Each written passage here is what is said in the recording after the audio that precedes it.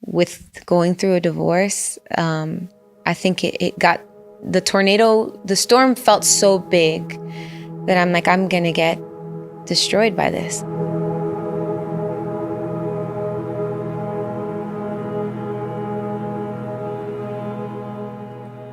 Like, I felt like a little girl again. It brought a lot of these emotions back.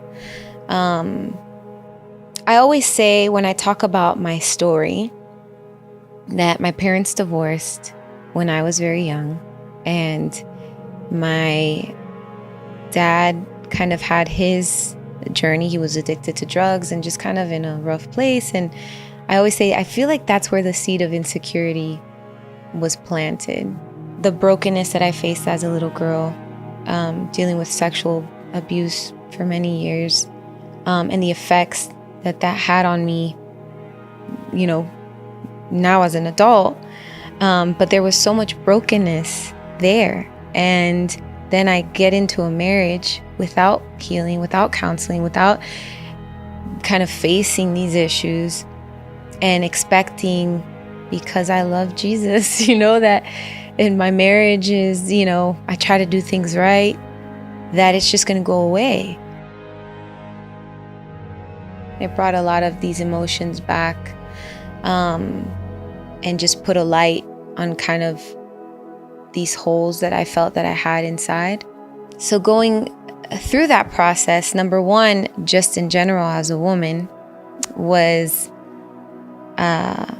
very vulnerable and very scary. But then as a Christian woman, it was like, where do I go? Where can I turn? I already feel like I can't trust anyone. And then it's like, but how do you open up about something and talk through some of these things when you feel a lot of shame? There was this strong feeling of either unworthiness or just self-doubt, like that started to creep in. And then with different things that occurred in my childhood, it just reinforced this narrative that there was some part of me that wasn't that same like insignificant or unworthy or not enough. So I need to start figuring out how to break these things down to find where God is in this and what the truth is, because right now it all just feels very cloudy. I needed God to kind of guide me, and I'm like, this is gonna be a error. How do you say, like when you try something out, trial and error, basically. I'm gonna do it. I've hit rock bottom at this point. I'm desperate to try something different that could bring some light. Thank God for I started counseling, and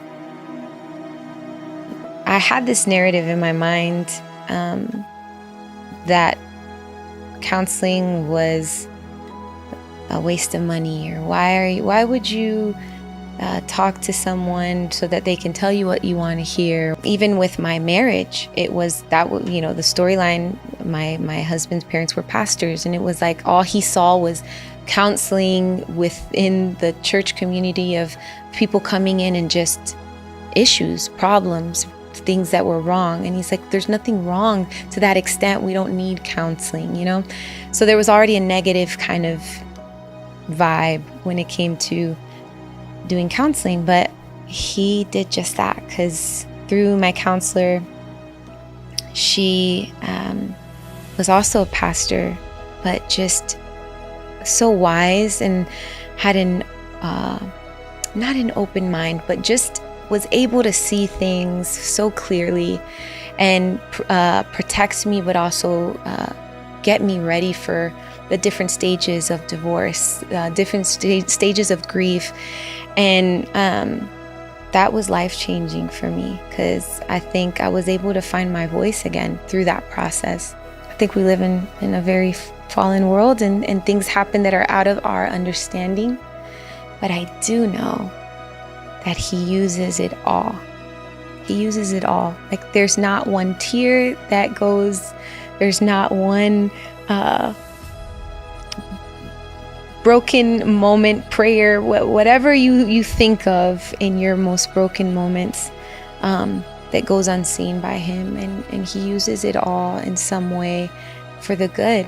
And even me now, I'm speaking about things that a year, 2 years ago, I would have never told you there could be any good that can come from this place. But there was so much good that came from such a painful place. So if you are a person that finds yourself in the middle of brokenness, of shame, of pain, of just any of these things that we've been talking about in our own healing journey, know that there's hope there. There's good there, that God can use all of it and turn it around for something good.